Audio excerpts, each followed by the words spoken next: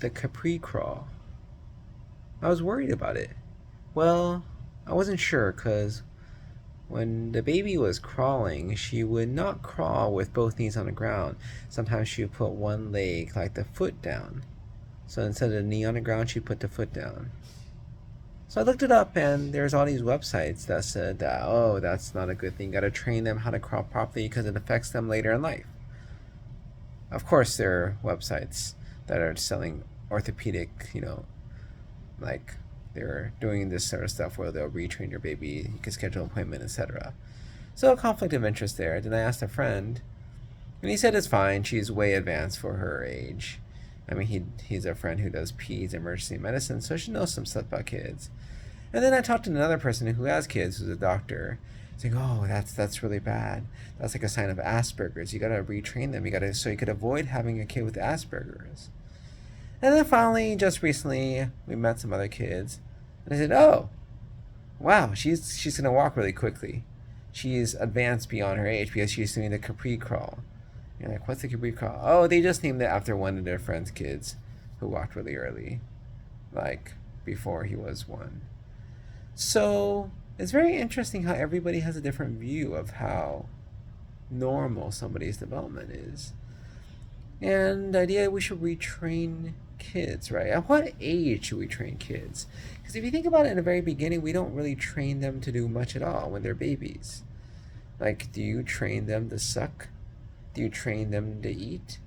I mean, you could teach them, but I don't think they understand. You say, chew, chew, chew. Do they follow you? Do they imitate you? They're not really good at that, right? I mean, they have no teeth. I guess, how would I chew if I didn't have any teeth? But what happens when you have kids who are abnormally developing? Or is there such a thing? Are they all individuals and they develop at their own pace and in their own ways? We all walk somewhat differently. We all look somewhat different. Is that the same with development? See, if you look back at this whole idea of milestones, the idea is that at a certain age, the kid is supposed to be able to do a certain thing, otherwise, there's something wrong. Or they may be more generous and say it's just a warning sign. But I think the idea is we all know, like Einstein, you don't have to talk right away, and you could be perfectly fine later in life, even maybe the most brilliant scientist ever, right? So, why is it that we put so much emphasis on milestones, or rather on conformity, being like everybody else? Do you want to allow your kid to be an individual? I think most parents would say yes. Do you want to allow your kid to crawl how they crawl? Why do you feel the need to correct them? Do you know how you crawl? Do you remember who taught you? Right? What is it that we feel the need to say, no, no, you're doing it wrong? Versus just letting the baby, toddler, young kid develop themselves, right? I mean, if you think about adults, right? We also have this idea that somebody's doing something wrong. And sometimes we correct them and sometimes we don't. And maybe sometimes they're not even doing something wrong, but we just think it's the wrong way to do stuff. But they just have a different way of doing things that is perfectly acceptable. Why is it not that way with kids? Or rather, should it be different? Right? Should we have started when they're 1 day old and say, okay, listen here, baby. Now you got to learn how to sit straight. It's like, really? I've realized babies, toddlers, they have great posture. Bad posture is something learned later in life. Maybe taught by adults, if you want to put it that way, right? Do they naturally develop well, and we as adults influence them to develop badly? To slouch? To tilt our head over? To put our head down?